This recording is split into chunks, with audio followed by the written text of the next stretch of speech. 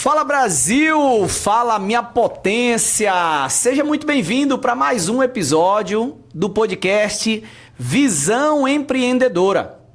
Esse que você já sabe é o encontro dos empresários, né? É o momento da gente aprender um pouco. Eu falo que cada episódio equivale a uma MBA, é um momento da gente aprender não com o guru da internet, que nunca empreendeu, que nunca viveu a prática, que nunca viveu o dia a dia. Aqui no Visão Empreendedora, nós trazemos aqueles empresários que são vida real, que está no dia a dia, que está na frente de combate, que conhece de fato as dores e os desafios. E é lógico, quando eles compartilham isso, você acaba aprendendo bastante. E hoje, esse episódio, ele é muito especial. Esse episódio, na verdade, nos orgulha. A gente acabou de completar 100 episódios gravados, você já sabe disso. E depois de 100 episódios, a gente está conseguindo gravar aqui com uma verdadeira potência. Eu fiz, inclusive, uma pescazinha aqui para eu poder receber. E eu queria aqui te preparar para esse episódio. E antes, eu queria que você pegasse agora e já curtisse esse vídeo. Já colocasse, já se inscrevesse no canal, porque todas as vezes que sai um vídeo novo, você vai ser informado imediatamente. E compartilha esse vídeo, pega esse link agora, joga nos grupos da comunidade, joga no grupo da associação, joga no grupo da academia, joga no grupo do trabalho, para que mais pessoas possam acessar esse conteúdo. Olha quem está aqui com a gente, tá? Ele é engenheiro de formação, empresário, atualmente presidente da FIEB, Federação das Indústrias do Estado da Bahia, 2023 a 2026. Está desde 2014, ele já atuava como vice-presidente da FIEB e já foi dirigente do sindicato do setor da construção, além de sócio-diretor da Gráfico Empreendimento Limitada. Ele possui especializações em finanças empresariais pela FGV, administração de negócios, marketing e consultoria em negócios. Na estrutura da FIEB, ele lidera o sistema FIEB, que congrega SESI, SENAI, IEL, CIEB, CIMATEC, representando mais de 1.500 empresas industriais baianas, distribuídas por 47 sindicatos patronais. Sob a sua presidência, a FIEB projeta para 2025 aí um crescimento de até 3% em segmentos industriais como construção civil e extrativa. Prepare-se para uma conversa profunda sobre inovação, interiorização industrial, políticas de fomento e desafios da competitividade na Bahia, com quem está de fato no comando dessa transformação. Nós estamos aqui e quero dar as boas-vindas a Carlos Henrique Passos, nosso presidente da FIEB. Presidente, muito obrigado por ter aceitado o convite de estar aqui com a gente nesse bate-papo com empresários, a nossa audiência ela é composta por empresários de diversos segmentos e eu sei da sua agenda, sei da sua correria e você reservar esse espaço para essa troca aqui, é que você sabe da importância da gente poder estar se comunicando de fato com aqueles que empreendem, com aqueles que geram emprego, que geram renda. Se sinta bem à vontade, se sinta em casa, né? Vou aqui dizer que se sinta em casa no Visão Empreendedora e externar a minha alegria de estar aqui te recebendo. Obrigado, Cleison. Também agradeço aí a oportunidade de poder participar desse programa, um programa que eu acho que alcança o setor empresarial. Isso é importante para nós da FIEB, é mais uma oportunidade de informar, de dar conhecimento o que é que o sistema FIEB pode oferecer para as empresas industriais do estado da Bahia, como nós podemos colaborar para que o ambiente industrial possa absorver e aproveitar as oportunidades que a cada momento desafiam os empresários na gestão de suas empresas. Excelente. Eu queria começar a gente situando um pouco o empresário que está lá.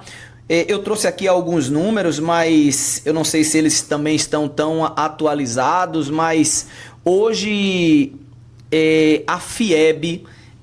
Fala um pouco sobre o Sistema S, sobre o papel da FIEB, porque como eu trabalho muito, às vezes, com o pequeno empresário, o microempreendedor, ele confunde muita coisa. Às vezes ele mistura Sebrae com FIEB, com Senac, com SESI. Vamos pegar esse início agora e já colocar cada um no seu quadrado ali, porque aí depois a gente mergulha na questão da FIEB. Bom, acho que é um bom começo, tentar entender essa organização empresarial, né? O sistema empresarial brasileiro está subdividido em setores.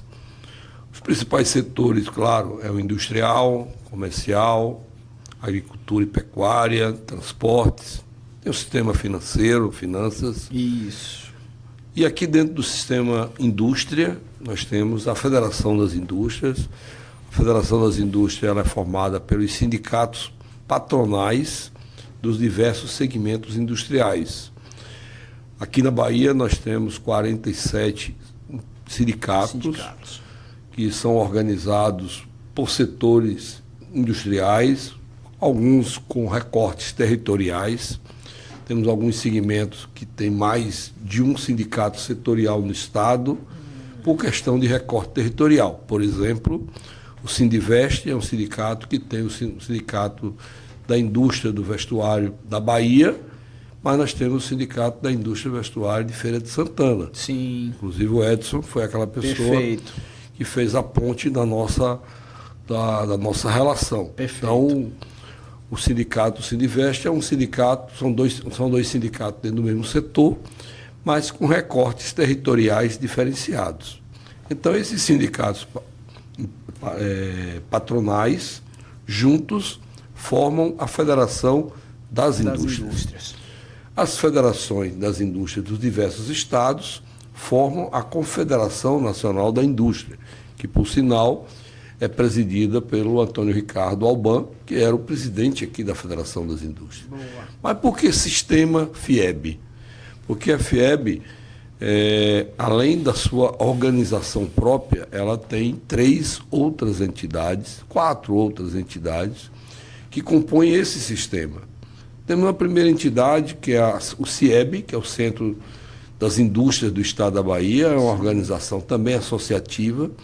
A única diferença do CIEB em relação à FIEB é que, ao invés de ter como sócios os sindicatos, Sim. como é o caso da FIEB, eu acabei de explicar, o CIEB tem como sócios empresas. Os empresários da indústria. Empresas, não os sindicatos, e sim empresas. E tem também a capacidade de associar empresas que também não são industriais. É uma entidade de classe associativa que representam empresas. Ela seria como o CIFES, que é lá de Feira de Santana, o Centro das Indústrias de Feira de Santana. Bem colocada aí a referência, apenas com amplitude estadual. Sim.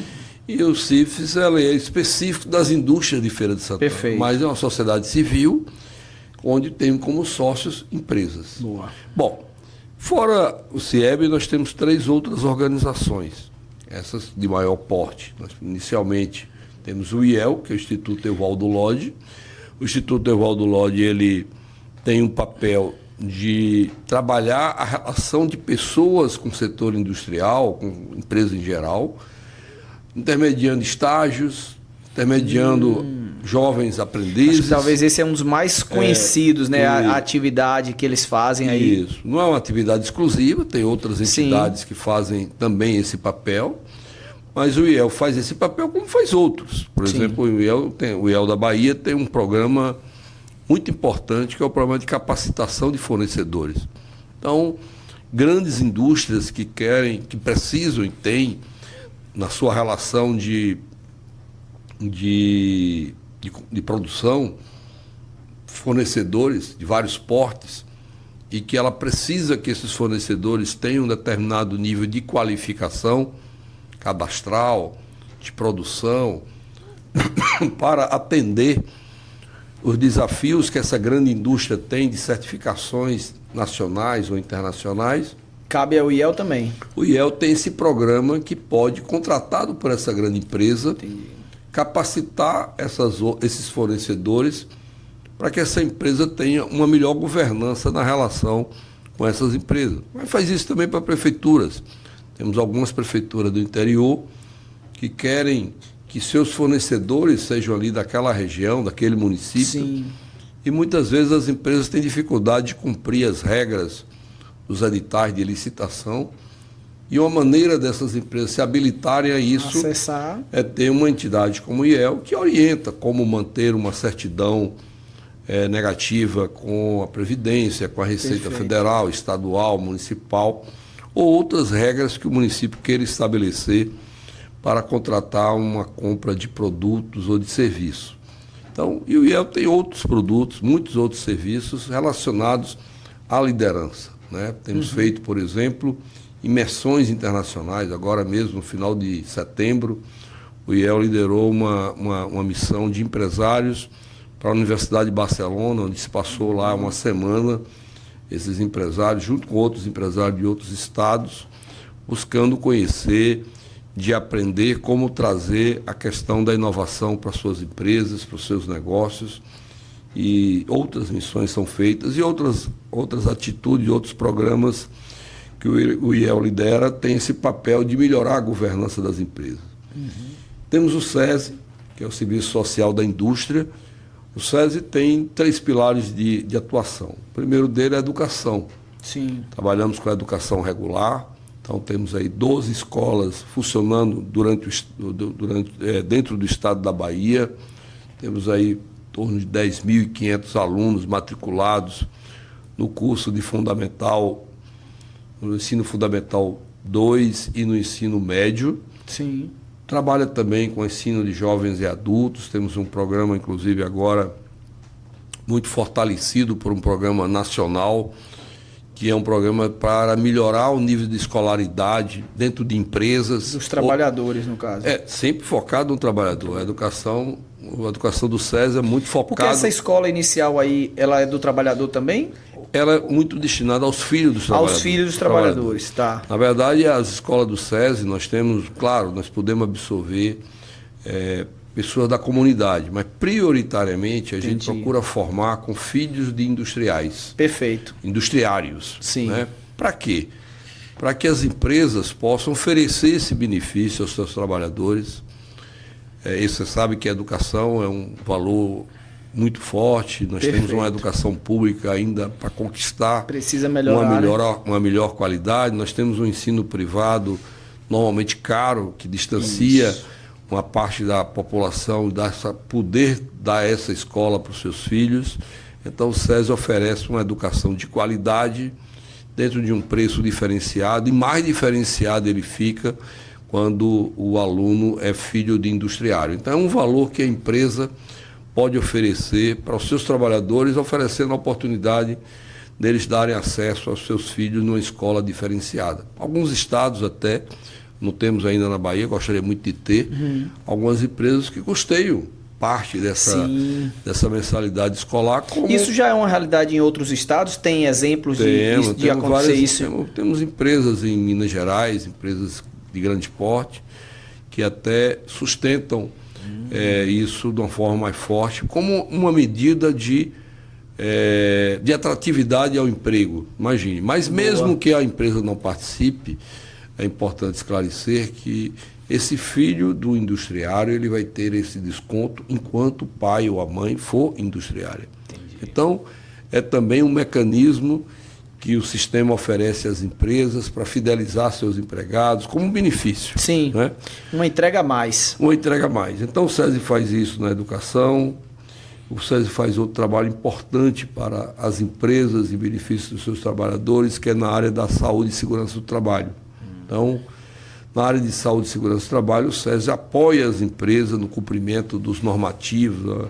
O ambiente do trabalho é muito regulado por normas técnicas do Ministério do Trabalho. Essas normas elas são fiscalizadas, o cumprimento delas pelo Ministério do Trabalho. A empresa que não cumpre está aberta, sujeita a autuações, a multas, até interdições, a depender do nível de gravidade do não cumprimento. Então o SESI ajuda as empresas que contratam o SESI a executar sua política de saúde e segurança do trabalho com uma qualidade que é muito reconhecida pelo mercado. E temos nessas unidades nossas serviços de saúde também para os trabalhadores, né? Serviços na área de odontologia, na área de laboratórios. Então o SESI atua apoiando as empresas e os trabalhadores na questão do ambiente do trabalho, na questão da saúde e segurança do trabalho. Um outro pilar do SESI é o ambiente cultural. Então nós temos algumas unidades para o desenvolvimento de eventos culturais. Aqui em Salvador nós temos a Casa Branca do SESI, fica lá na Cidade Baixa, onde temos um espaço, temos o museu, temos a varanda do SESI no Rio Vermelho.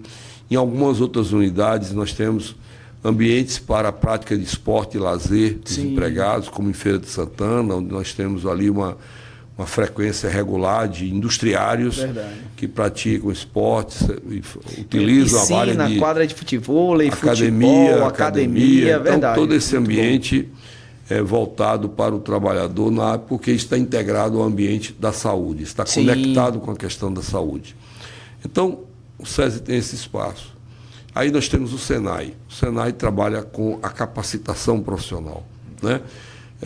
Ele forma jovens que as empresas aproveitam para cumprir suas cotas de jovem aprendiz. Nós sabemos que as empresas têm há uma determinação legal, a partir de um número de empregados, ela é obrigada a ter um percentual de jovens no processo de aprendizagem. Ali, né? E essa aprendizagem ela tem que ser combinada com cursos de entidades como o SENAI, claro, com exercício profissional na empresa. Mas, além da questão da aprendizagem profissional, o SENAI dispõe de escolas técnicas que oferecem cursos técnicos para os seus alunos, de preferência também para filhos de industriários, ou também para a comunidade. No ensino médio do SESI, nós combinamos o ensino médio com o curso técnico do SENAI, por opção do aluno. Então, nós hoje temos uma parte importante dos nossos alunos que fazem o ensino médio no SESI, faz o curso técnico no SENAI de forma concomitante. Coisa boa. Ao concluir o curso, ele recebe tanto o diploma da conclusão do ensino médio, que dá acesso às universidades, caso seja essa a trajetória, mas também sai com um diploma de técnico naquela formação escolhida, e com isso o jovem passa a ter um valor de empregabilidade muito maior, né? Há estudos que mostram que um trabalhador com ensino médio completo, ele tem um salário muito maior do que aquele que não concluiu o ensino médio. E aqueles que têm o ensino médio, mas também têm um curso técnico, ele cria mais valor dentro da profissão que escolheu. Então o SENAI faz isso, como tem cursos de aperfeiçoamento, pós-técnico, né? Às vezes o cara se formou ali em eletromecânico, mas ele quer se especializar num determinado tipo de máquina, então nós temos cursos específicos para que ele possa se especializar num determinado ambiente, seja da eletromecânica, da informática, da elétrica, da civil. Então, tudo isso o SENAI faz, além de cursos específicos que uma determinada empresa contrata o SENAI para isso. Esse é o papel do SENAI. Claro, nós também fazemos alguns serviços técnicos, laboratoriais, em favor das empresas. E dentro do SENAI, aqui na Bahia, foi criado o SENAI Cimatec. Sim. E o SENAI Cimatec, ele passou a ser um valor dentro da estrutura. O SENAI Cimatec é um braço do SENAI? É um braço do SENAI. Ele é SENAI. Ele é SENAI, perfeito. Mas pelo tamanho que ele ganhou aqui e só temos Cimatec na Bahia, então o SENAI Cimatec nasceu há mais de 20 anos atrás, ali na Avenida Orlando Gomes, aqui em Salvador, e onde temos assim uma área educacional, uma área de formação, onde nós temos uma escola técnica, temos cursos de graduação e cursos de pós-graduação, cursos de doutorado, mestrado. Esse conjunto de graduação, doutorado e mestrado ganhou reconhecimento nacional pelo nível de qualificação, e no final do ano passado o SENAI Cimatec, que era um centro universitário, foi reconhecido como Universidade SENAI Cimatec. Então, a partir do final do ano passado, nós temos a Universidade Senai Cimatec. Estaremos completando um ano de universidade, agora no final deste ano, devemos fazer um evento, que em breve estaremos divulgando, inclusive com a presença de um prêmio Nobel na área de ciências, para abrilhantar esse evento. O Senai Cimatec, por ter essa formação de pessoas, ele também desenvolve projetos de pesquisa e inovação, né? Então, projetos de pesquisa, mas pesquisa aplicada, diferentemente da universidade tradicional, principalmente as universidades públicas, em que há também trabalho de pesquisa, mas são pesquisas básicas, pesquisas produzidas a partir da percepção da universidade para ser aproveitada pelo mercado, para que aquele tema desenvolvido possa servir para determinadas outras soluções. No nosso caso, não. As pesquisas são desenvolvidas a partir de demandas que as indústrias nos trazem. Então, são pesquisas aplicadas a desafios que as indústrias trazem. E por conta disso, o Senai Cimatec passou a desenvolver projetos de pesquisa, inicialmente na Orlando Gomes, e continua fazendo isso na Orlando Gomes. Lá nós temos vários laboratórios, nós temos um centro de supercomputadores, temos 4 supercomputadores. Somos certamente um conjunto integrado dos 4 supercomputadores, talvez um dos maiores centros do país, e isso é importante para o desenvolvimento de pesquisa. Mas também passamos a ter outros campi que foram construídos por outras necessidades. O principal campi nosso, fora do ambiente da Orlando Gomes, é o Cimatec Park, que fica na cidade de Camaçari. É uma área muito grande, uma área de quase 5 milhões de metros quadrados, onde iniciamos lá com 12 galpões para desenvolvimento desse trabalho de pesquisa e inovação. E por que lá? Porque o Cimatec precisava encontrar um local para desenvolver de pesquisas que sejam industriais, em escala muito menor do que uma indústria real, mas muito maior do que aquilo que poderia ser feito na Orlando Gomes, porque estamos numa área urbana e com espaço limitado. Então, o Cimatec Park hoje, além disso, passou a ser ampliado. Nós temos hoje muito mais unidades do que aquelas que foram inauguradas no final do ano de 2019. Estamos atualmente construindo lá 2 prédios que são uma simbologia assim, muito importante para nós. Um é da engenharia da Ford, né? Porque a Ford saiu da Bahia, mas a área de engenharia da Ford ficou na Bahia. E ficou dentro do Cimatec. Inicialmente, parte na Orlando Gomes, veio a Covid, passou-se a conhecer, de uma forma geral, a possibilidade de trabalhar em home office. Remoto, né? Aí começou a ir para o Cimatec Park, porque a própria Ford demandou espaços para os seus estudos de engenharia automotiva. Então, nós temos hoje a Ford desenvolvendo o trabalho de engenharia na Orlando Gomes e no Cimatec Park, e também em home office. E nós, no desenvolvimento da parceria com a Ford, estamos construindo, para terminar agora no ano de 2026, um prédio que nós chamamos da engenharia da Ford. Lá vai ter capacidade de abrigar todo esse corpo de engenheiros que a Ford tem hoje espalhado nesses 3 espaços de trabalho, e manter os laboratórios onde eles fazem os ensaios dos design, todos os predicados que uma indústria automotiva exige. E o outro prédio é o prédio denominado Science Park. Na verdade, qual é o objetivo desse prédio? É abrigar não só a Universidade Cimatec, mas abrigar outras universidades, para nesse prédio ser um prédio de ciência, né? Onde nós podemos trabalhar de forma colaborativa com várias universidades que venham a ser instaladas lá. Então, nós temos hoje trabalhos que são desenvolvidos com a Unicamp, com a UFBA, com a Universidade do Recôncavo, com universidades estaduais, seja de Feira, seja da UNEB, do Estado da Bahia. Então, esse prédio tem por objetivo fazer o trabalho colaborativo de diversas universidades, e que nós possamos, então, trabalhar juntos para o desenvolvimento da pesquisa, da inovação aplicada à indústria. É muita coisa, viu, presidente? É muita coisa e não parou aí. Na verdade, essa demanda do Cimatec, ele terminou surgindo um grande projeto, é um projeto Sim. sustentado pela Shell, que é a busca do desenvolvimento do etanol a partir do agave, né? Aquela planta que é a planta do sisal. Sim. Nós fomos contratados, quer dizer, o Cimatec foi contratado pela Shell para desenvolver a produção de etanol a partir do agave. O agave produz sisal e produz sisal aproveitando muito pouco da planta. Então nós temos um estudo, e agora nós já temos 2 áreas de produção de agave, porque a parte agro do processo foi feita em parceria com a Unicamp, através do professor Gonçalo, mas a parte mecânica de plantio e a parte industrial de produção do etanol é um projeto de desenvolvimento do Cimatec.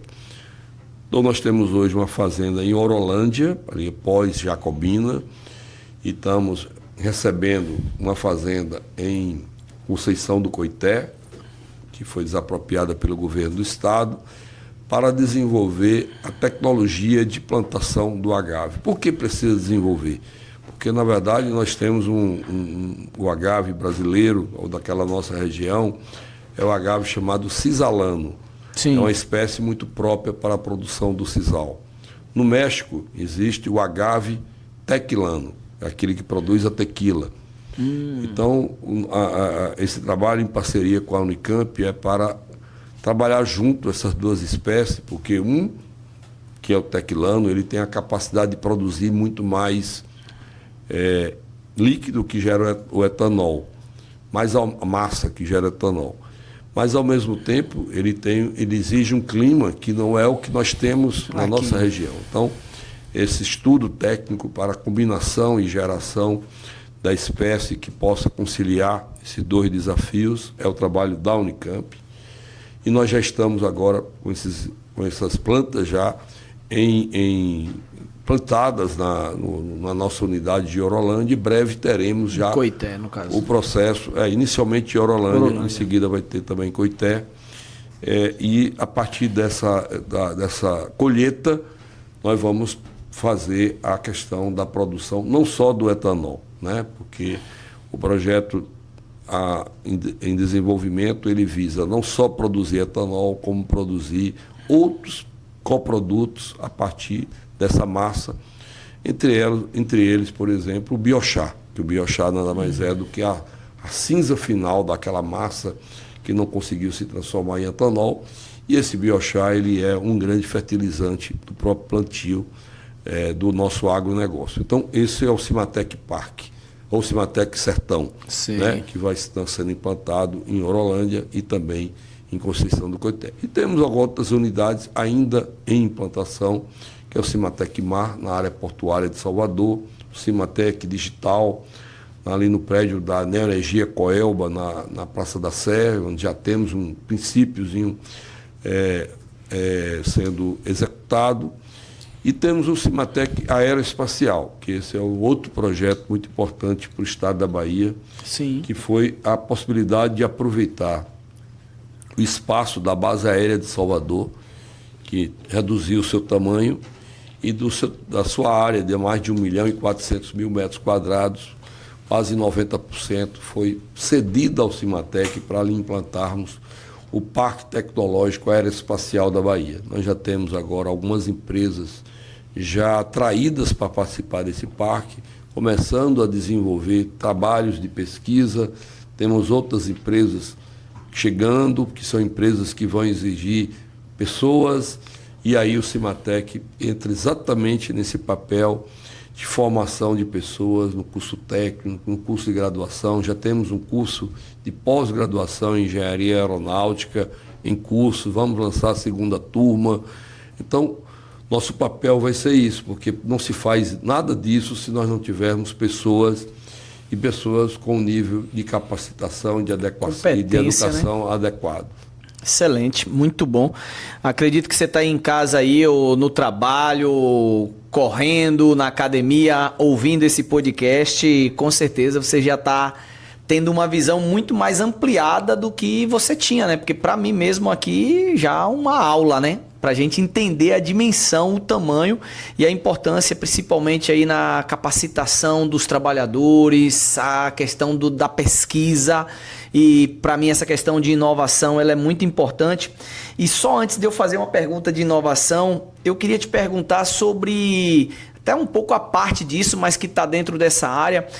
Eu tenho ouvido muitos empresários reclamarem da falta de mão de obra e da mão de obra não qualificada. Qual o sentimento como presidente da FIEB? É perceptível de fato uma baixa na quantidade de mão de obra? Tem diminuído esse número ou não? Qual é teu sentimento com relação à mão de obra na Bahia? Olha, eu posso lhe dizer que esse é um fato trazido por todas as empresas, ou pela maioria das empresas, a maioria dos sindicatos. Na minha área específica de atuação da construção civil, isso existe também. Então, é um desafio muito grande. Eu penso que nós precisamos trabalhar esse assunto de várias formas, né? Primeiro, tornar nosso ambiente de trabalho mais atrativo, principalmente para as novas gerações, né? E vou ficar muito no meu setor, que é o setor da construção civil. Uhum. Então, o setor da construção civil, parte dele ainda é feito, é executado, é elaborado de bloco sobre bloco, como chamamos. Sim. Nós temos que partir para a industrialização da construção civil, né? No ambiente industrial, nós temos vários trabalhos aqui dentro do sistema FIEB, buscando que as empresas possam digitalizar seus processos. E digitalizar seus processos significa dizer que elas precisam aumentar sua capacidade, seus recursos em tecnologia, porque de fato isso é que traz uma atratividade para os jovens que as novas gerações aí, né? As novas gerações que nasceram dentro de um ambiente de tecnologia bem diferente. Bom, resolve isso só? Não, claro. Nós precisamos trabalhar muito mais temas do que esse, né? Você falou que as empresas reclamam não é só de gente, mas também de gente capacitada, né? E esse é um ponto. E você não vai conseguir capacitar pessoas se essas pessoas não tiverem um nível educacional adequado para receber a capacitação para máquinas. Já pressupõe que ele tem uma base, né? Isso. E quando falta essa base... Isso, e aí você complica, porque se você... A tecnologia está nos obrigando cada hora mais a utilizarmos máquinas com recursos da automação e tudo mais, e tudo isso pressupõe pessoas mais qualificadas. Mas para qualificar, você tem que ter pessoas educadas. Daí já justificaria parte do que o SESI faz. Perfeito. Né, com a educação regular, com a educação de jovens e adultos, que são aqueles que saíram da trilha escolar e precisam recuperar. Já justificaria a capacitação profissional do SENAI, da própria Cimatec. Mas nós temos um problema que nós temos que admitir a sua existência, né? Que é a questão dos baixos índices qualitativos da educação na Bahia, né? E aí nós, enquanto sistema FIEB, nós identificando esse problema, participando da leitura do problema, conversando com os órgãos, com os poderes executivos, seja estadual ou municipal. Sim. E nesse ponto específico é importante dizer que a maior responsabilidade é dos Estado. É dos municípios. Da educação básica? Porque a educação básica ela tem dois papéis. Tem a educação até o ensino fundamental e do ensino médio. Então, o papel que nós abraçamos para trabalhar na FIEB, ele está muito voltado para uma parte que é a obrigação dos municípios. Sim. Mas o Estado não tem nada a ver com isso? Tem. Tanto tem que o próprio Estado da Bahia aprovou uma lei recente que conversa com o assunto. Boa. Então, nós procuramos ver, e tem um indicador que não é nosso, é do Ministério da Educação, é do governo federal, que procurou qualificar e medir quantos % das crianças estão sendo alfabetizadas no tempo certo. E o que é isso? Qual o percentual de crianças entre 7 e 8 anos que sabe ler e escrever, né? E, infelizmente, a Bahia tem um dos piores desempenhos entre os estados brasileiros. Sim.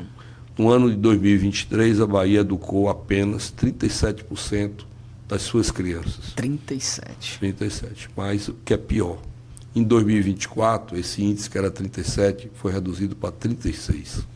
Sério? O governo federal, o presidente Lula, em 2024, com os dados de 2023, chamou todos os estados e criou um desafio e uma meta. Educar no ano de 2030 80% das crianças. E ele dizia naquele momento, eu li nos jornais, estava nos jornais, que ele ficava triste por aquele número, que era educar esse percentual de crianças em 2030, não estamos falando de hoje. Sim. São 85%, para ser o número mais preciso. Bom, mas a Bahia hoje tem 36%. Então chegar em 85% é um desafio. Então, mais de 100%. Mais do que 100%. Então nós aqui da FIEB, junto, procuramos a União dos Prefeitos da Bahia, procuramos o governo do Estado, através da Secretaria da Educação, procuramos o Ministério Público do Estado da Bahia, que também tem um olhar sobre esse assunto. Boa. E lançamos aqui recentemente, aqui na FIEB, o movimento pela educação na Bahia. E dentro desse movimento da educação pela Bahia, nós estamos lançando algumas ações para levar esse valor dessa educação para a sociedade. Nós acreditamos que nós vamos melhorar muito se a sociedade entender da importância disso. E entender, e, claro, cobrar de quem governa, Sim. cobrar de quem executa, participar dessa própria educação. Então, estamos lançando agora 2 ações. A primeira ação é reconhecer aqueles que estão bem. Então, nós selecionamos municípios... Premiar, reconhecer, né? Reconhecer. Então, nós temos um prêmio, vamos entregar em dezembro, lá na sede do Ministério Público do Estado, Boa. para os municípios que estão graduados, classificados dentro desses indicadores em padrão ouro, prata, bronze, cada um tendo um tipo de reconhecimento desses municípios, que infelizmente são poucos, mas vamos ter e vamos reconhecer. E, ao mesmo tempo, estamos promovendo um processo de capacitação de gestores dos 30 municípios que estão mais desafiados à meta de 80%. São os municípios que têm o menor desempenho. Então, agora, no mês de novembro, vamos fazer um grande evento, onde nós estamos trazendo aqui pessoas que têm uma capacidade, uma habilidade para ajudar aos gestores das unidades educacionais desses 30 municípios, além dos secretários de educação, para que a gente possa contribuir para que eles alcancem esse desafio de uma forma mais célere e mais rápida, para que a gente possa melhorar o nível educacional da Bahia. Vai resolver? Claro que não. Mas são essas ações, né? Mas isso é a fundação do processo. Isso. Não se constrói uma casa pelo telhado, se constrói uma casa pela fundação. Então, isso é a fundação. Depois tem os indicadores dos alunos que estão nos 2 primeiros anos iniciais do ensino fundamental, tem os alunos que estão no último ano do ensino fundamental, do ensino médio, que também a Bahia não está tão bem nesses indicadores, mas não dá para a gente querer abraçar todos, senão até confunde o assunto. Vamos começar pelo índice de alfabetização das crianças no tempo certo, que eu acho que nós estamos contribuindo para modificar esse dado que não é compatível com o estado da Bahia, não é compatível com o tamanho da Bahia. Existem estados nordestinos, como o Ceará, como o Piauí, tantos outros, que inspiram, né? Tem todas as dificuldades que as piores regiões da Bahia, em termos de clima, de renda, de população, têm, e tem tido desempenhos melhores. Então, nós acreditamos muito, e a Bahia não precisa aprender com ninguém, precisa aprender com ela mesma, porque nós temos municípios que estão bem. Entendi. Que já tem dentro de casa já municípios que têm feito esse dever de casa, né? Que, como o senhor colocou muito bem aí, é a questão do município, e aí é justamente modelar esses municípios que estão dando certo. Nossa equipe do SESI teve... Acho que até Ipecaetá, acho que eu vi... Nós tivemos, a nossa equipe do SESI teve no município que mais se destacou no ano de 24 da Bahia, foi Quixabeira. Quixabeira. Ela foi lá em Quixabeira, né? Muitos baianos talvez não saibam, né? Onde fica Quixabeira. Nossa equipe foi lá e pôde conviver um dia conversando com gestores, com professores, com alunos, com a comunidade, e percebeu que não tem muito... Não tem nada de outro planeta não, né? Tem atenção, tem cuidado, tem dedicação, tem perseverar em resultados. Quixabeira não era tão bem em 2023, cresceu muito para 2024. E nós temos conseguido trazer a UPB, através do prefeito Wilson, que é o presidente, para esse desafio. Né? O Ministério Público do Estado, através do procurador Pedro Maia, através do procurador Adriano, que se dedica a isso, a própria secretária de Educação, Rovena, para que a gente faça esse crescimento nesse indicador. Depois nós cuidamos dos outros, porque essas crianças certamente já serão, quem sabe, a semente de frutos melhores nos outros estágios da educação. Não, com certeza. Isso eu fico bastante feliz com essas informações. Eu gravei um podcast com Edson Piaggio e ele falou uma coisa que me chamou muita atenção. Ele disse: Cleison, o político, ele pensa sempre daqui a próxima eleição. Nós, empresários, que temos que pensar na próxima geração. E eu penso que às vezes não dá para a classe empresarial, cruzar os braços e deixar educação, por exemplo, na mão apenas dos políticos, apenas dos governantes. Mas, na verdade, a gente não está aqui para falar mal e nem falar de bandeira partidária, mas é de se fazer esse papel que a FIEB está fazendo, de se colocar à disposição, de chegar junto, de apoiar, de criar um projeto, de como pode colaborar, como pode estar junto com o Ministério Público, junto com o prefeito, junto com a UPB, para justamente mobilizar, porque quando a gente fala de diversos problemas no Brasil, quando a gente aprofunda, a gente chega na educação. E é importante dizer, Cleison, que esse é um movimento que, embora nós tenhamos tido aqui a liderança, mas nós já temos o apoio e a participação da Federação de Transportes, através do presidente Décio Barros. Já temos algumas ONGs chegando, acreditando que é para valer esse assunto e tem interesse também em buscar novos resultados para a Bahia. Não temos nenhuma necessidade e vontade política nesse processo. Sim. Agora, eu acredito na sociedade, certo? Eu acho que o Brasil tem hoje recursos destinados à educação, eu ouso dizer até suficientes, ou quem sabe até além do necessário. O professor Mozart, que nós contratamos para fazer um estudo, ele mostrou o quanto nós desperdiçamos de recursos na educação. Desperdício. Mas o desperdício que ele fala é o desperdício visto da maneira bastante econômica. Se você... Imagine que você tem uma escola, você contratou ali para ensinar 500 alunos, você contratou professores, você tem salas, você tem mobiliário, você tem consumos, e você, daqui a pouco, tem desistências. Termina o ano com 400 alunos. O que é que você economizou dali? Nada. Você gastou o que gastaria para educar 500 alunos. Isso. Então, todo esse custo que elevou por aluno, na verdade, é desperdício, porque aquele dinheiro é para educar 500 alunos. E aí ele mediu isso e encontra alguns bilhões aqui na Bahia por conta da evasão escolar, pela reprovação. E olha que nós não estamos olhando pelo nível qualitativo que no final, eventualmente, o aluno está aprovado. Estamos olhando por aquilo que você mede numa planilha de Excel, através de uma comparação objetiva. Isso acontece em outros estados. A FIJAM fez esse trabalho, a Federação da Indústria do Rio de Janeiro, e no Brasil todo são perto de 100 bilhões que são desperdiçados só com a evasão no ensino médio. Daí porque a gente ouve falar muito no grupo nem, né? Nem estuda, nem trabalha e nem quer trabalhar. Então, isso tudo vem desse processo. Né? Se nós fôssemos aqui teorizar outros desperdícios, porque esses jovens que eventualmente não seguem no ensino, muitas vezes são capturados pelo crime. Perfeito. E ao capturar pelo crime, você perdeu tudo aquilo que você investiu. Investiu até ali. E no crime, boa parte deles morrem, são assassinados. E aí você perdeu o investimento todo. O procurador Adriano, no evento que fizemos, ele deu um número assustador.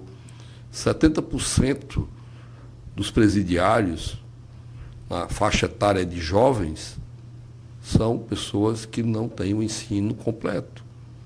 Então, assim, tudo isso são recursos que estão no orçamento público destinado à educação e que muitas vezes não conseguiu traduzir no objetivo do recurso, que é educar as pessoas. Mas eu acredito na educação como fator de transformação, e eu acredito que, não por esse movimento, mas outros tantos que tem aqui na sociedade brasileira, inclusive dos governos, né? Tem que entender que tem governos querendo fazer certo, acho que a maioria quer fazer certo, e nós queremos ajudá-los, aqueles que querem, a fazer certo. Não é? Perfeito. Excelente.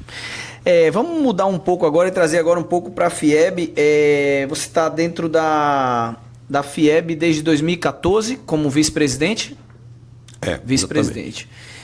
Dentro dessa visão, dessa perspectiva, falando agora para a gente entender uma questão, até pegando um pouco da FIEB, mas uma questão mais macro, tem 10 anos aí, vamos dizer. Qual era o maior desafio lá e qual é o desafio de hoje? Continua a mesma coisa? Qual é a tua visão, fazendo um comparativo lá atrás de 2015 para 2025? Bom, vou tentar separar um pouco para também as pessoas poderem compreender. Participar do sistema FIEB, eu comecei a participar em 2014, quando fui eleito presidente do Sinduscom. Tá. Mas esse meu papel era um papel de representante do Sinduscom dentro do conselho da FIEB. Sim. Mais à frente eu fui escolhido dentro da composição para ser um vice-presidente da FIEB, e fiz isso por 2 mandatos não completos, porque parte desse outro mandato foi quando o presidente Alban foi eleito presidente da CNI e eu fui escolhido entre os vice-presidentes para concluir esse mandato. Boa. Que farei até o final de março de 26. O exercício efetivo dentro do sistema FIEB você tem muito mais quando você assume a presidência. Porque antes, como vice-presidente ou como conselho de representante, nós participamos, mas nós não temos um papel executivo propriamente dito. Correto, entendi. Mas vejo, seja como presidente do Sinduscom, seja como vice-presidente da FIEB, mas agora como empresário também. Vejo que tudo, os desafios que você tinha em épocas lá, 2014, necessariamente parte deles foram superados de lá para cá, outros surgem, e a dinâmica de entidade, de classe, como a FIEB, e aí até é ótima a sua pergunta, porque dá a oportunidade de falar um pouco da FIEB, eu falei das outras casas que compõem o sistema FIEB. A FIEB tem um grande papel, além do presidente ser também presidente dos conselhos dessas outras casas. A FIEB tem uma organização própria de defesa de interesses da indústria. Então, nós temos aqui um papel, por exemplo, nós temos uma gerência de sustentabilidade. Então, é uma gerência que ajuda as empresas a estar ambientalmente regular, a reconhecer através de prêmios as empresas que fazem processos de inovação, buscando a sustentabilidade, relacionar-se com os poderes desse negócio, quer dizer, uma Secretaria de Meio Ambiente estadual, municipal, de um órgão federal e outras atividades. Nós temos uma gerência de relações com o mercado internacional. Qual o papel dela? É capacitar empresas para atuar no mercado internacional, seja na compra, seja na venda, ajudar as empresas a participarem de missões internacionais, são promovidas ou pelo sistema FIEB, ou pelo sistema SEBRAE, ou por órgãos de governo, como a Apex, por exemplo. Nós temos uma gerência de relações sindicais, uma gerência que visa apoiar os sindicatos patronais que compõem o sistema FIEB. Nós temos uma gerência de relações governamentais que ajuda as empresas na defesa daquilo que vem do poder legislativo, do poder executivo. Nós sabemos que, através das leis, você traz situações, às vezes favoráveis, às vezes desfavoráveis. As leis, depois de feitas, são regulamentadas por normas do poder executivo. Então, essa gerência cuida desse tipo de assunto. Nós temos os conselhos dentro do sistema FIEB, são conselhos temáticos, conselhos em que reunimos pelo menos um representante de cada sindicato, mais algumas pessoas indicadas pelo próprio sistema FIEB, que discutem seus assuntos, sejam eles temáticos, como na área de recursos humanos, seja na área de infraestrutura ou outros tipos de conselho.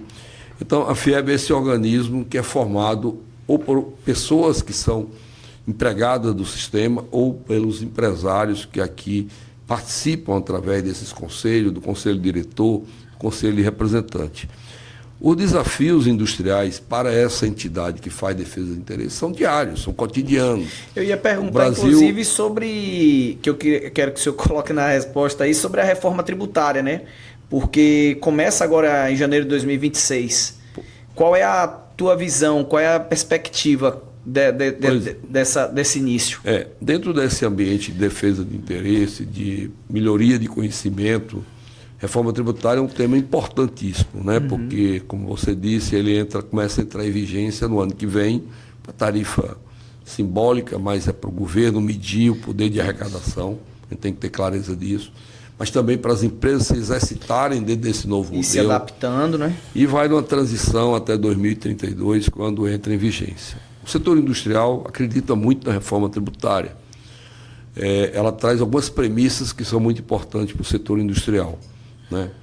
Uma premissa é a desoneração de investimento, que é você não pagar tributo como se fosse consumir aqueles bens que você vai comprar para construir uma unidade de produção. Perfeito. Você vai aumentar a produção, você vai aumentar produtos, você vai aumentar emprego, você vai aumentar a renda.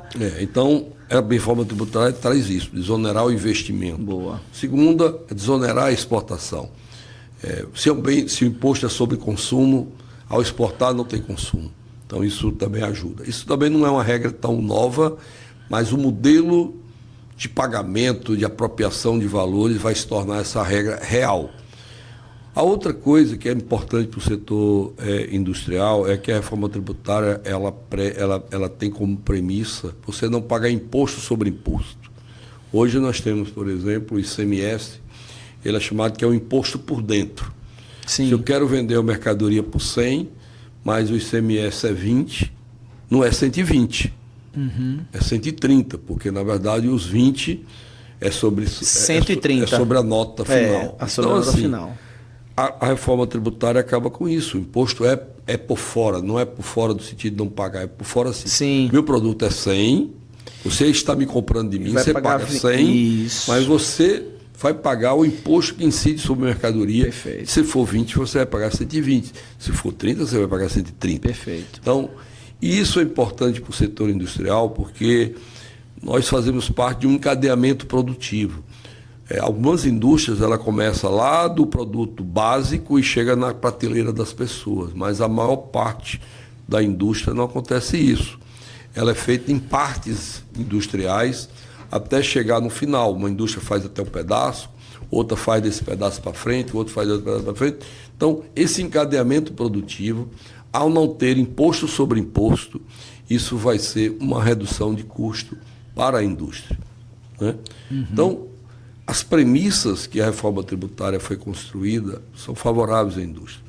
A execução dela, as normas que vão se suceder a partir daí, parte dela já saiu do legislativo, mas parte ainda está em fase final, ela tem que ser acompanhada. E o que é que a FIEB pode fazer? Nós temos procurado fazer eventos periódicos aqui na FIEB, com simuladores teóricos de como é que isso vai incidir sobre cada segmento, e vamos continuar fazendo até que ela possa ser incorporada na cultura das empresas e que as empresas possam entender a reforma tributária. Então, a reforma tributária é um excelente exemplo da defesa do interesse. A CNI, como é uma legislação federal, a CNI participou efetivamente lá em Brasília. Se manifesta ali representando, né? Mas a sua operacionalização cabe a nós, como Federação da Indústria, multiplicar esse conhecimento, trazendo, como fizemos agora na Index, no final de agosto. Sim. Nós trouxemos aqui o secretário Bernardo Api, que é o gestor, é secretário especial da reforma tributária. O secretário Manuel Vitório participou também. Sim. A secretária Giovana Vita, da Prefeitura de Salvador, participou. Então, esses tipos de evento ajudam a clarificar, a tirar determinadas críticas, algumas delas preconceitos às vezes, muitas vezes preconceituosas, muitas vezes também sem um aprofundamento, mas também tem críticas que são importantes, porque nos fazem e nos ajudam a refletir e a buscar as correções que são necessárias. Mas esse é um grande exemplo do papel que a FIEB faz.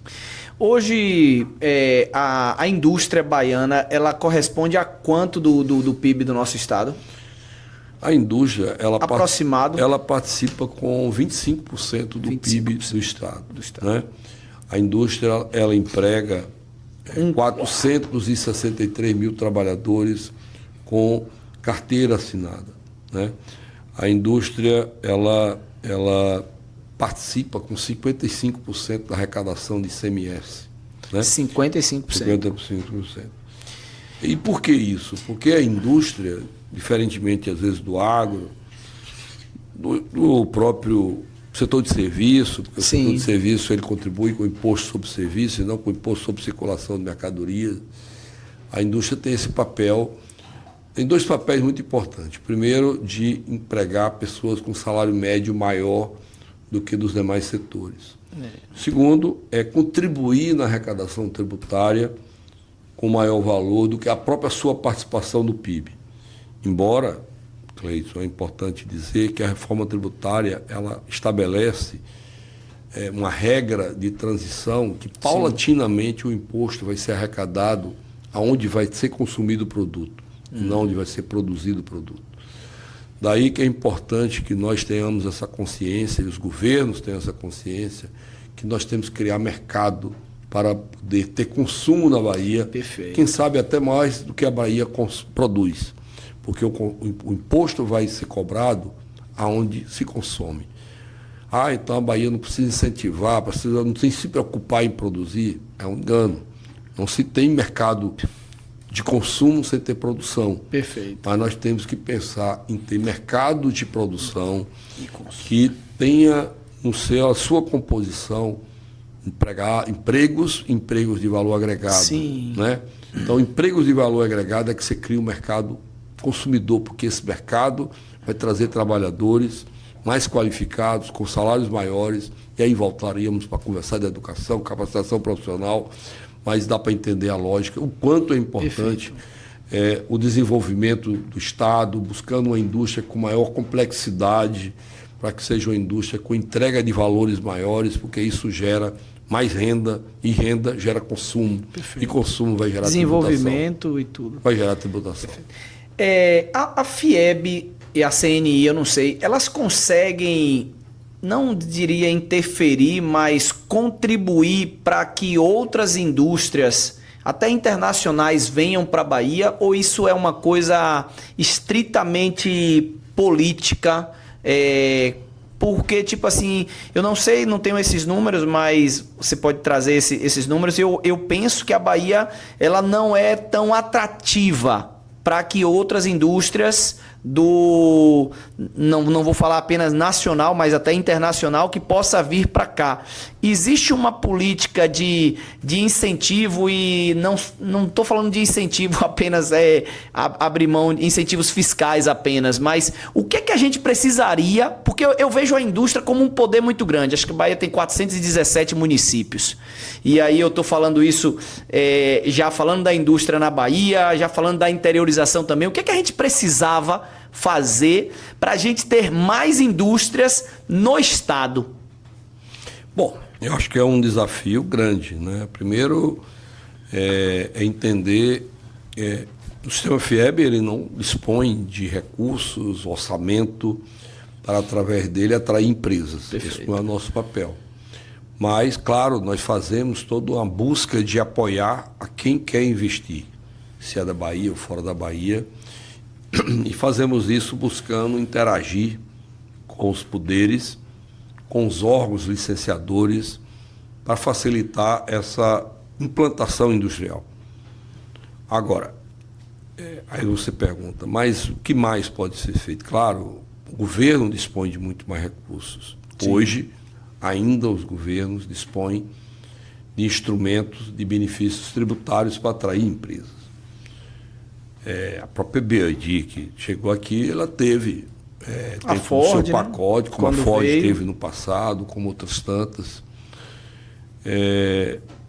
Mas isso, a reforma tributária está modificando isso de forma muito forte. Claro que isso já era uma coisa contratada. todos os benefícios tributários estaduais tinham já uma data de encerramento, em 2032. A reforma tributária traz até um fundo para que os estados possam, não através de renúncia fiscal, mas através de subvenções ou programas outros, fazer isso. Mas se nós esquecermos isso, o que é que nós precisamos ter para atrair empresas? Bom, em primeiro lugar, uma indústria requer infraestrutura. E o que é essa infraestrutura? Ela precisa ter sistema viário, seja rodovia, ferrovia, aeroportos, portos, conexões entre esses modais de transporte. Daí é importante que a Bahia lute para que ela dê solução a vários problemas estruturantes da sua infraestrutura viária.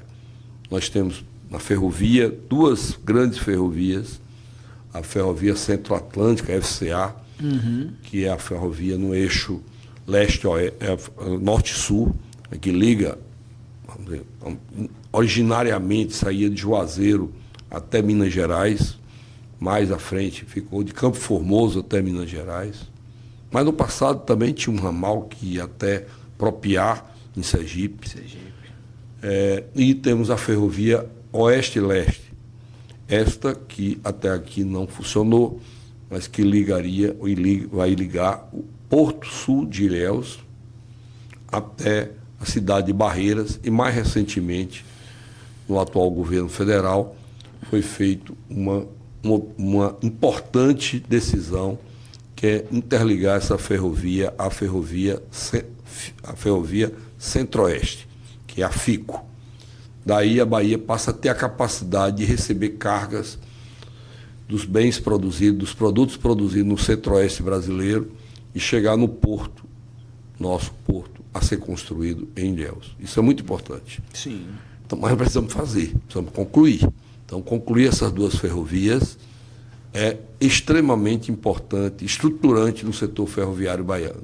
A partir daí, ramais ferroviários de menor distância, interligando esse sistema ferroviário a pontos de origem ou de destino, fica mais simples.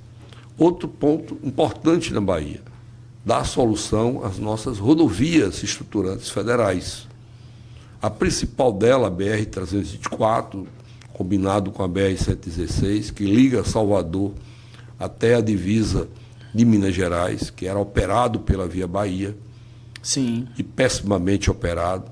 Foi objeto de rescisão, de distrato, e agora aguardamos a conclusão do processo de uma nova concessão, que ela venha mais organizada e que seja vencedor um operador qualificado, com capacidade de realizar os investimentos e dar qualidade dessa ferrovia. É muito importante para a Bahia.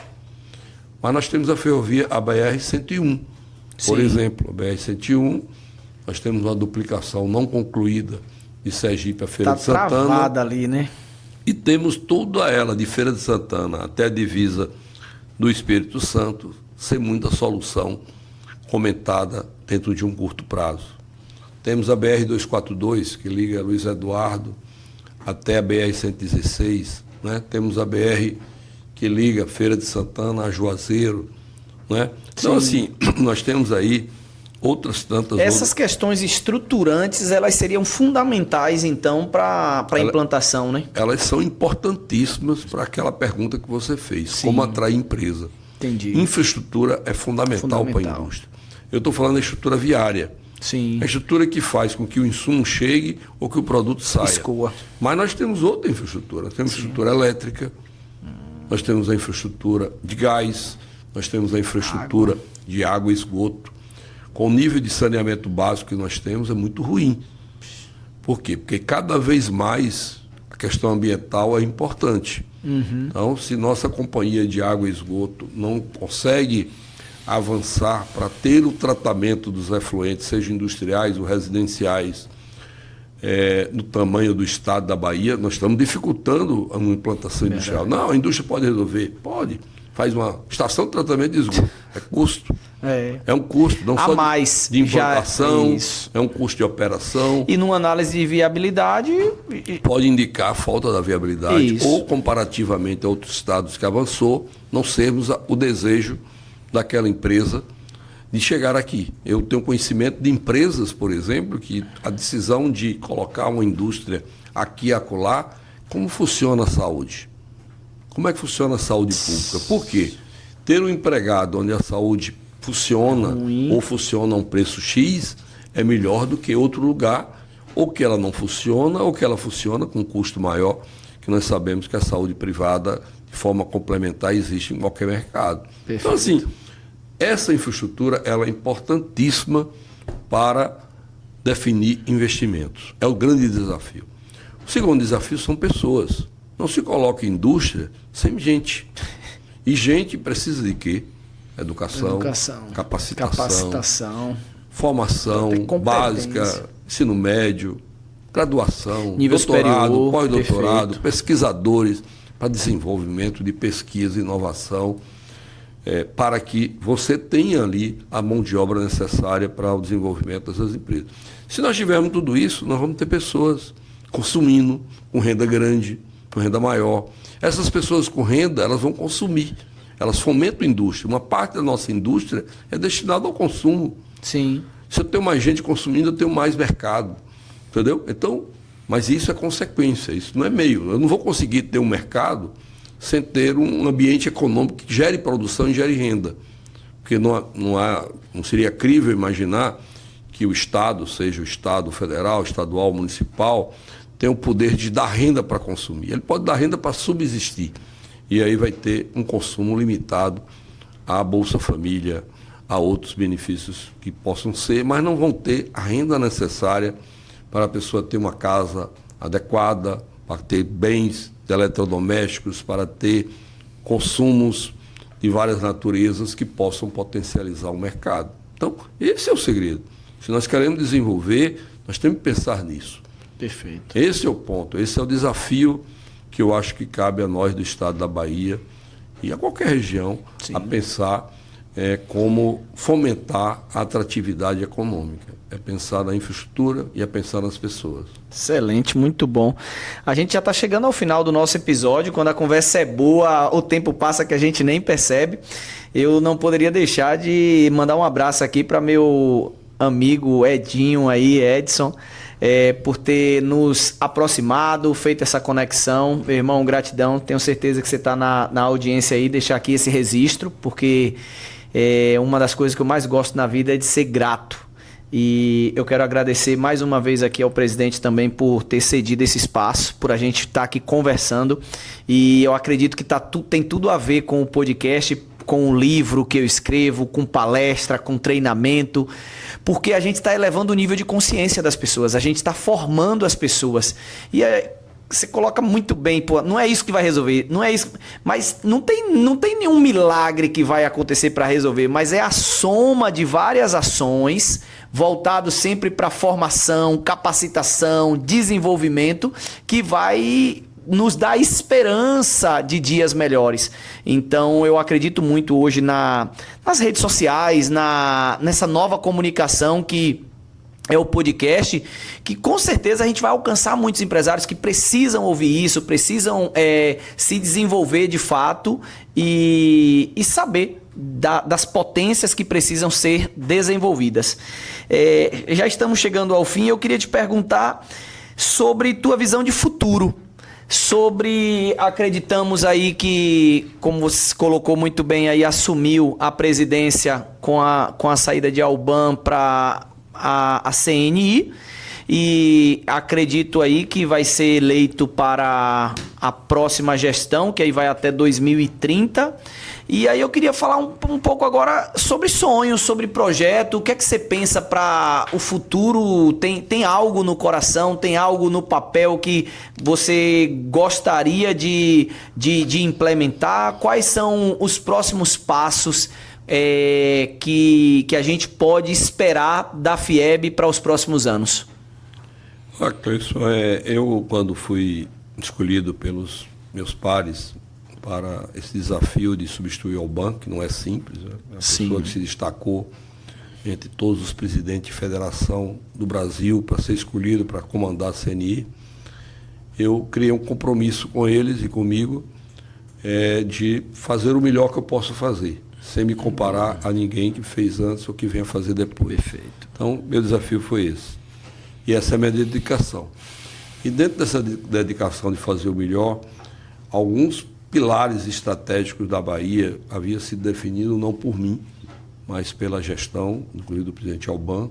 Uma delas era interiorizar os serviços da indústria na Bahia. E Boa. Temos feito essa marcha de interiorizar, dando sequência a investimentos, criando novas frentes de investimento. Estamos agora iniciando a obra em Alagoinhas para criar uma unidade integrada. Estamos implantando ainda numa área alocada uma unidade em Santo Antônio de Jesus, mas temos aí um pleito junto ao governo do Estado para a cessão de uma área para a construção efetiva de uma unidade. Estamos iniciando uma unidade em Guanambi. Estamos fazendo mais uma ampliação da unidade atual em Senhor do Bonfim. Então, são várias cidades que nós estamos procurando atender, fora a ampliação de outras que eu não citei aqui, mas já estão instaladas no interior. Então, esse processo de interiorizar os serviços da indústria, do sistema indústria para a indústria no Sim. interior do Estado, é uma das pautas, né? E ela continuará. A segunda pauta é a pauta do apoio às pequenas e médias empresas do Estado da Bahia. É um desafio, porque são muitas que nós precisamos fazer a conexão do sistema com ela. Né? E aproveito o seu podcast para pedir a esses industriais, desses portes pequenos e médios, que procurem os sindicatos que representam seu segmento, se associem, participem. Nós estamos procurando enxergar essas empresas também através de associações industriais locais, como a CIFES lá em Feira de Santana, Sim. a Envic, Vitória da Conquista, exatamente por entender também que muitas vezes o sindicato com amplitude estadual às vezes não abraça todo esse território da Bahia, que é muito grande, mas nós temos esse papel de buscar levar esse serviço do sistema indústria para a pequena e média empresa, que participem da cadeia, do encadeamento produtivo das grandes, ou que tenham uma participação no mercado, ajudando isso. E o terceiro pilar é o apoio à educação e à ciência, inovação, que é desenvolvido pelo sistema SESI, SENAI, Cimatec. Esse é o papel que é onde a gente entende que nós podemos, de fato, contribuir para, quem sabe, numa avaliação, entender, não, mas a Bahia tem um SENAI Cimatec, a Bahia tem lá, naquela cidade, eu tenho uma escola do SESI, eu posso atrair empregados, porque o SESI tem capacidade de oferecer uma educação diferenciada a um preço menor. Então, esse é o nosso papel. Dia 24 agora de outubro, eu estou reunindo, 25 eu acho, estou reunindo toda a minha equipe que comporá um novo conselho diretor, se eleito for, no dia 14 de novembro. Nós somos uma chapa única, então provavelmente deva ser confirmado, não vejo motivo não ser. Sim. Mas a gente tem que confirmar com a eleição. Perfeito. Mas vamos reunir todo esse conselho um dia de sábado para discutir, não só com a minha cabeça, mas com a cabeça também dos demais, se esses três pilares devem ser mantidos, se devem ser ampliados, revisar, avaliar. E possa nortear a nossa gestão, a nossa administração. Então, é isso que eu penso, é estar atento, o mundo muda, né? A cada hora é um desafio diferente. Perfeito. E o sistema tem que estar muito focado, visando, olhando que nosso papel aqui é servir à indústria da Bahia, aos industriários da Bahia, dentro de todos os serviços e competências que eu falei aqui durante esse nosso programa. Perfeito. Pegando um gancho numa pergunta rápida de curiosidade, não é nem como presidente da FIEB agora, mas como empresário e como engenheiro, que a gente está falando de inteligência artificial, dessas questões todas aí. Você acredita no fim do emprego, que às vezes as pessoas falam, não vai ter emprego, a inteligência artificial está fazendo tudo? Qual é a sua visão, presidente? Eu acho que não, eu acho que há transformações. Sempre a transformação. Eu acho que vai haver transformações. Boa. Né, são ocupações que outrora tinham valor, vão reduzindo o valor, outras vão surgindo, outras atuais vão ser mais valorizadas. A dinâmica da vida é isso. Eu acho que Seria apocalíptico imaginar que a inteligência artificial, o equipamento, o robô, isso, aquilo, irá substituir tudo que o ser humano faz, né? Perfeito. Então, eu acredito que os desafios eles vão ser colocados ali para que as pessoas consigam entender como foi. Deve ter sido fácil. A gente olha lá a Revolução Industrial lá. Para quem tinha o fax, daqui a pouco não tem o fax. Para quem tinha a máquina fotográfica com filme, deixou de ter. Isso. Então, todas as transformações que geraram mudanças, impactos, sejam positivos ou negativos, eles são absorvidos pela sociedade e a sociedade certamente vai encontrar os caminhos que são necessários para a vida humana, porque sem ela, para que ter vida? Perfeito, excelente. Estamos chegando ao final do podcast Visão Empreendedora, esse podcast assim todo especial com o presidente da Federação das Indústrias do Estado da Bahia, Carlos Henrique Passos. E como a gente sempre encerra, dando espaço para o nosso convidado direcionar uma mensagem para você que chegou até aqui no final do podcast. E, presidente, eu queria justamente fazer esse espaço. Pode... qual a mensagem, qual a tua mensagem, na verdade, que você, como presidente da Federação das Indústrias, gostaria agora de transmitir para todos os empresários que estão nos acompanhando, que chegaram até aqui no final desse episódio. Essa mensagem, eu não dou nenhuma direção, é a tua mensagem. O que é que você quer aproveitar esse espaço para levar essa mensagem, entender que todos os empresários, de um modo especial aí os industriários, vão estar podendo alcançar e assistir? Bom, a minha mensagem é aquilo que inspira aqui essa casa, né? Essa casa é movida a diálogo e a união.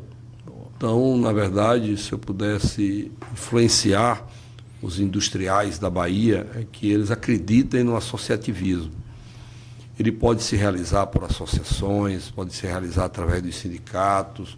O importante é que a gente entenda que, mesmo que eventualmente a gente tenha aspectos de competição com o próximo, nós também temos muitos assuntos que convergem e que juntos temos muito mais capacidade de resistir. Nós vivemos num ambiente de disputas. Sim. São disputas de classes, são disputas entre setores, são disputas nossa com o governo. O governo quer aumentar... O tempo todo. Quer aumentar a tributação, os bancos querem aumentar os juros. Né? Isso não vai mudar. O que pode mudar, ao nosso favor, é a nossa união, é a nossa capacidade de atuarmos juntos, de defendermos juntos. Já há ditados muito antigos, né? É fácil quebrar um graveto, mas é difícil quebrar um feixe de gravetos. Então, se pudermos transformar isso num nível associativo muito maior, nós vamos ter muito mais capacidade de dizer sim ou dizer não quando os atos que venham modificar o nosso ambiente seja favorável ou desfavorável aos nossos interesses. Então, convido aqueles que nos assistam a procurar os caminhos da união e do associativismo. Essa casa aqui é formada de pequenas empresas e de grandes empresas. Tem espaço para todos. É só nos procurar. Muito obrigado. Excelente. Essa é a bandeira que eu levanto sempre que eu falo aqui. Associativismo. O empresário, ele é frágil demais sozinho. Não importa o teu tamanho, não importa o teu segmento. Você sozinho, você vai ser mais fraco do que nós juntos. Tem até aquele pensamento africano que eu gosto muito, né? Sozinho você pode ir mais rápido, mas juntos nós vamos mais longe. Dia 19 e 20 de novembro, nós vamos estar no Centro de Convenções, trazendo o Joel J, esse maior nome da alta performance, o podcast mais ouvido no Brasil. Vai estar aqui em Salvador. Justamente 2 dias de imersão para a gente poder falar sobre a importância do empresário estar conectado com outros empresários. Vão ter mais de 2.000 empresários lá. E se você não fez a tua inscrição ainda, se inscreve. Você já deve ter visto. Paulo Cavalcante, Associação Comercial, confirmado lá.